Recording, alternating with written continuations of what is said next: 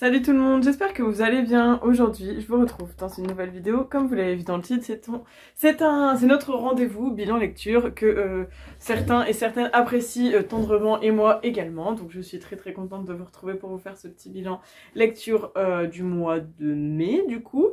Alors comme vous l'avez vu en miniature, il y a 2 romans, un livre de développement personnel et 4 mangas. Ce qui est plutôt pas mal, je trouve que c'est plutôt une bonne moyenne. Entre 2 lectures, je lisais un petit manga par-ci par-là, donc c'est plutôt chouette. Et je pense que je vais commencer par les mangas, ce qui est en général ce qui vous intéresse le moins. Donc voilà. Donc dans les mangas, j'en ai lu 4 qui sont juste ici. Donc on a les tomes 2 et 3 de Cardcaptor Sakura.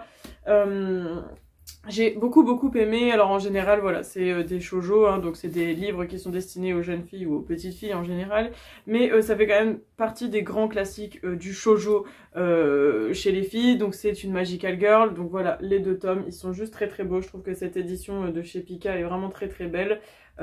Ici vous avez le tome 3 et ici le tome 2, très sympa. Encore une fois, on avait une petite carte à collectionner qui se glisse à l'intérieur. Donc dans le tome 2 vous aviez celle-ci, et en fait dans le tome 3 il y en a une autre, et à la fin quand vous avez les 9 tomes ça fait une petite image. Donc voilà, très chouette. Est-ce que tu peux... Voilà. Donc très cool, j'ai continué l'histoire. Alors j'avais eu un peu de mal à rentrer dans le tome 1 parce que voilà, c'est quand même l'histoire d'une petite fille de 11 ans je crois, quelque chose comme ça. Donc voilà, faut pouvoir se mettre à la place du personnage. Et franchement j'ai vraiment mieux accroché à l'histoire. Je trouve que ça y est, je suis rentrée dedans, c'est vraiment chouette. Cette histoire de petite fille là qui capture des cartes plus ou moins, qui veut se transformer en monstre, c'est assez sympa. Je vous ai rapproché parce que je vous trouvais un petit peu loin, j'espère que c'est mieux. Et donc du coup voilà, j'ai vraiment accroché, c'est une histoire que j'aime beaucoup. Je pense que je vais vraiment continuer la série. Là il m'en manque plus que 6 du coup, parce qu'il me semble qu'il y en a 9. Donc ouais voilà, oui c'est ça, série en 9 volumes, donc plus que 6. Et c'est plutôt cool. Alors c'est une très belle édition, hein. C'est une édition qui coûte 10 € le tome, donc c'est quand même pas donné. Mais sinon il y a une édition, l'ancienne édition, qui coûte le prix d'un manga classique, hein, voilà. Mais ce sont de très belles éditions, et donc c'est pour ça que j'ai voulu commencer avec celle-ci. Et si vous avez des jeunes filles dans votre entourage, que ce soit des petites sœurs, des petites nièces ou même vos propres filles, je vous conseille vraiment, je pense que ça peut leur plaire. C'est assez sympa, il n'y a rien de... Voilà, il n'y a rien y a rien de bizarre on va dire, parce que c'est vraiment des trucs adaptés pour les jeunes, donc c'est plutôt cool. Ensuite, alors là c'est plutôt un public averti, ça s'appelle Boys of the Dead, qui est donc un one shot, donc c'est à dire que c'est un manga qui se passe en un tome uniquement, donc c'est un tome unique. Je l'ai acheté parce que ça avait l'air de parler de zombies, donc je me suis dit cool, ça va être sympa. Sauf que je n'ai pas vu que c'était un BL, donc je crois que ça veut dire Boys Love, quelque chose comme ça. Et c'est écrit juste là en plus, hein, c'est écrit zombie BL, mais en gros c'est l'histoire, enfin c'est une histoire homosexuelle entre hommes, voilà. Donc il n'y a que des petites histoires entre hommes, voilà, il n'y a que des hommes, il n'y a vraiment aucune femme qui est mentionnée là-dedans, etc. On a plein de petites histoires à différents chapitres. C'est plutôt sympa, j'ai moyennement accroché parce que voilà, c'est un public averti, donc il y a des scènes qui sont assez particulières parfois, d'autant plus que comme je vous dis c'est dans un monde apocalyptique où il y a plein de zombies partout et tout, mais c'est vraiment en arrière-plan, c'est vraiment plus les histoires centrées sur les garçons qui sont mises en avant. Donc voilà, c'est plutôt cool. Je suis contente que c'est un one shot parce que si ça avait été une série, je ne suis pas sûre que j'aurais continué, mais néanmoins c'était une bonne découverte, et franchement ça m'a sorti de ma zone de confort quelque part, parce que c'est pas le genre de manga vers lequel je me tourne en général. Les zombies oui, mais les boys love non, pas vraiment. Donc voilà, très cool. Si jamais c'est votre genre de livre, je peux vous le conseiller, mais attention, il y a des scènes vraiment particulières, donc si jamais vous êtes avertis. Et le dernier manga que j'ai lu, c'est un manga que j'ai acheté aux 48 heures de la BD, donc je l'avais payé 2 €, c'était plutôt chouette. C'est cette série-là, donc ça s'appelle The Quintessential Quintuplets. Donc c'est un shonen ici, donc c'est plus adapté, enfin en général plus destiné aux garçons, aux jeunes garçons. Mais bon voilà, tout ce qui est appellation shoujo, seinen, shonen, etc. en général c'est pour cibler des publics, mais c'est pas réservé qu'aux garçons ou qu'aux filles, etc. Je veux dire, les Magical Girls, Sakura, ça peut très bien plaire aux petits garçons aussi, hein, qu'on s'entende. Et donc je me suis laissée tenter par ce manga parce que c'était l'histoire d'un jeune lycéen, je crois, ouais c'est ça, c'est Futaro qui est un lycéen, et en fait il va il est dans une famille qui a beaucoup de dettes, et il va devoir donner cours des cours particuliers à une jeune fille à la base, enfin c'est ce qu'il pense, à une jeune fille qui a beaucoup de mal, etc. Sauf qu'en fait il se rend compte que cette jeune fille n'est pas toute seule et qu'elle a d'autres sœurs. Donc voilà, c'est donc assez drôle parce qu'elles sont 5 sœurs avec 5 personnalités vraiment différentes, avec des âges différents. Enfin non, même pas, c'est même pas des âges différents parce que du coup elles sont du même âge. Enfin franchement j'ai vraiment aimé, il est très drôle, c'est un manga qui est vraiment basé sur l'humour. Je l'ai bien aimé et franchement pour vous dire j'ai déjà acheté le tome 2 parce que je pense vraiment continuer cette série. Même les dessins sont plutôt chouettes, franchement des dessins assez classiques hein. Donc voilà, j'ai vraiment bien aimé, je peux vous le recommander. Par contre attention, j'ai regardé, c'est une série qui a déjà pas mal de tomes en cours, donc je crois que même elle est pas encore terminée cette série. Donc ayez la place chez vous, moi c'est pas mon cas, mais vous me connaissez, je ne peux pas m'empêcher d'acheter des livres. Donc voilà, très très bonne découverte et franchement je suis très très contente, c'est assez drôle et voilà. Donc là franchement pour le coup les 4 mangas c'était 4 mangas très différents, donc ça c'était vraiment chouette. Ensuite on va parler... de 2 autres bouquins, donc je vais vous parler du plus vieux dans les 3. Donc ici on a un roman de Raphaël Giordano qui s'appelle Cupidon a des ailes en carton. C'est le 2e livre je crois de Giordano normalement, je l'avais acheté parce que j'avais adoré celui qui est juste ici, donc c'est ta deuxième vie commence quand tu comprendras que tu n'en as qu'une. Voilà, je l'avais adoré, ça a été un de mes romans préférés, c'est d'ailleurs toujours un de mes romans préférés, je vais y arriver.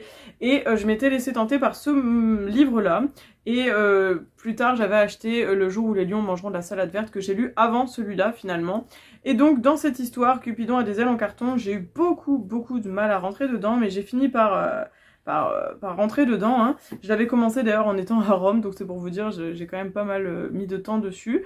Donc en fait vous avez l'histoire de Meredith et Antoine, donc c'est un couple tout à fait classique, sauf que... Meredith se sent pas du tout à la hauteur de son mari et elle a l'impression qu'elle ne s'est pas encore trouvée, etc. Et donc elle va partir plus ou moins à la quête d'elle-même, hein, si on peut dire ça comme ça. Donc elle va demander à Antoine d'avoir 365 jours pour pouvoir se chercher, se trouver, réaliser les rêves, etc. Elle part avec son amie Rose, si je ne me trompe pas, ouais c'est ça, pour entamer son Love Tour, comme elle appelle ça, et elle va acheter un Love Organizer, donc c'est un bouquin dans lequel elle va mettre 3 onglets, ça m'a fait plutôt rire, avec moi et les autres, et je sais plus ce que c'est le 3e truc. Et franchement c'est plutôt cool, d'ailleurs à la fin ce que j'ai beaucoup apprécié c'est que vous avez, alors attendez je cherche ici, le Love Organizer en pratique, et donc en fait si vous voulez vous aussi mettre ça en pratique, il vous explique comment faire et tout ça, et franchement il y a une 20aine de pages je crois comme ça, et j'ai trouvé ça plutôt cool, ça nous met un peu plus dans l'histoire. Donc j'ai eu du mal à rentrer dedans, finalement je l'ai quand même lu, je l'ai apprécié, je pense pas que je le relirai, mais je suis quand même très contente de l'avoir découverte et de l'avoir lu, parce que c'est pas le meilleur de Giordano, hein, clairement. Franchement je trouve que vraiment son premier livre a été meilleur, et que les 2 autres que j'ai lus sont un peu moins bons. D'ailleurs il me reste encore le bazar du zèbre à pois que j'ai pas encore lu, j'espère que celui-ci sera un peu mieux, mais je les ai quand même appréciés, je dis pas que je les ai détestés, je les ai appréciés. Je dis juste qu'ils sont pas à la hauteur de ce que j'espérais. C'est pas comme avec Virginie Grimaldi que vous savez que j'ai découverte l'année dernière et que j'ai adoré, surkiffé et que j'adore énormément. À chaque fois que je lis un de ses livres, je suis en kiff total. Mais voilà, celui-ci il est particulier. Après, c'est une histoire qui change un peu de l'ordinaire et franchement rien que pour ça, je trouve que on peut lui tirer notre chapeau parce que c'était plutôt cool.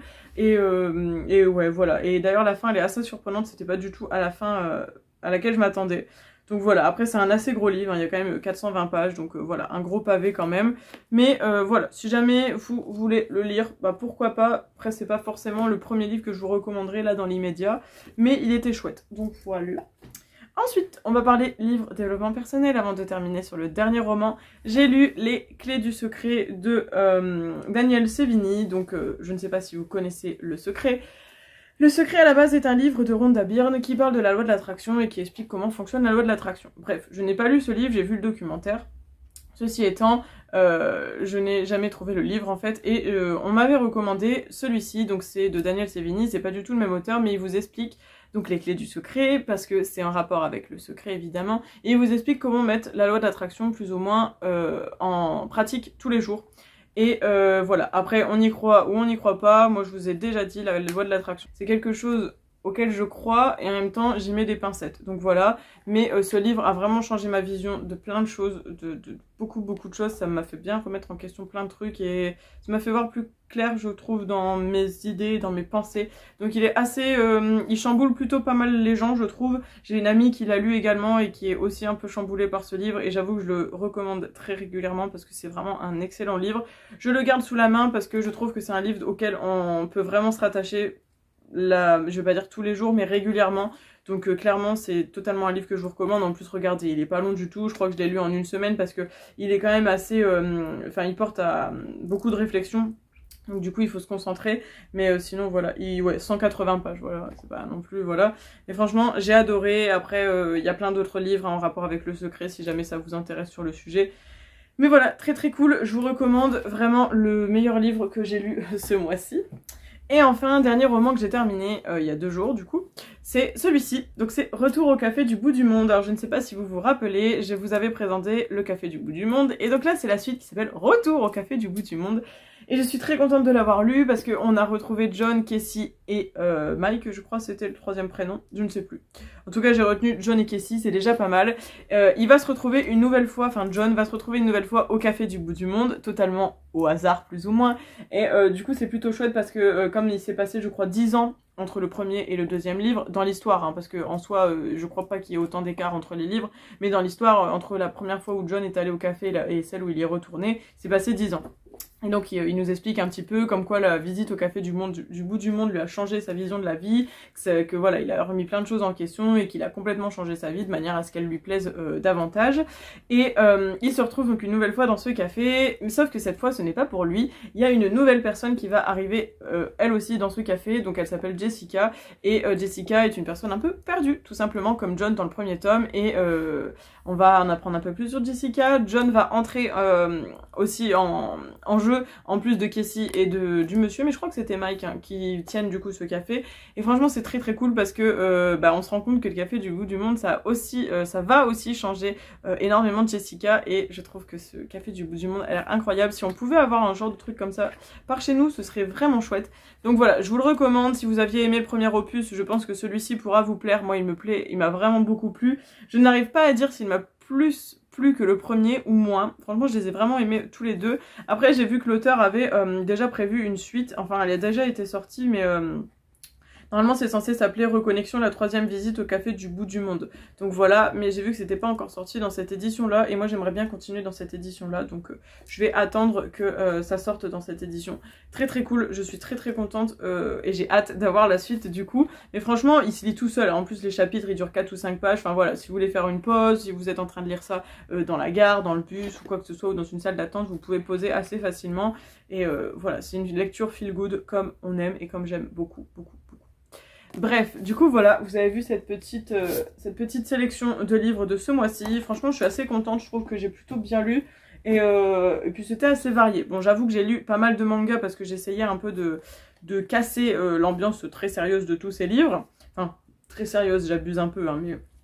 Je veux dire, je voulais casser un peu l'ambiance, donc c'est plutôt pas mal, je suis assez contente de mes lectures. En plus, j'ai encore pas mal de mangas dans ma pile à lire, là, donc ça va. Pour coupler avec mes petites lectures, je pense que ce sera plutôt pas mal. Je suis très contente, en tout cas, des lectures, pas de déception, vraiment que des bonnes choses en général. D'ailleurs, j'ai comptabilisé depuis le début de cette année, donc depuis le mois de janvier, j'ai déjà lu 28 livres, donc ça fait déjà 28 livres que je vous présente depuis le début de l'année. Donc si jamais vous ne me connaissez pas, que vous êtes tombé sur ma chaîne suite à cette vidéo bilan lecture et que vous kiffez aussi la lecture, la littérature et tout ça, n'hésitez pas à vous abonner parce qu'une fois par mois je fais des petites vidéos comme ça où je vous montre un petit peu les lectures du mois, ce que j'en ai pensé, et dans le but aussi de partager avec vous sur des lectures et tout, et dans le but surtout de vous partager le goût de la lecture que j'ai depuis toute petite. Donc voilà.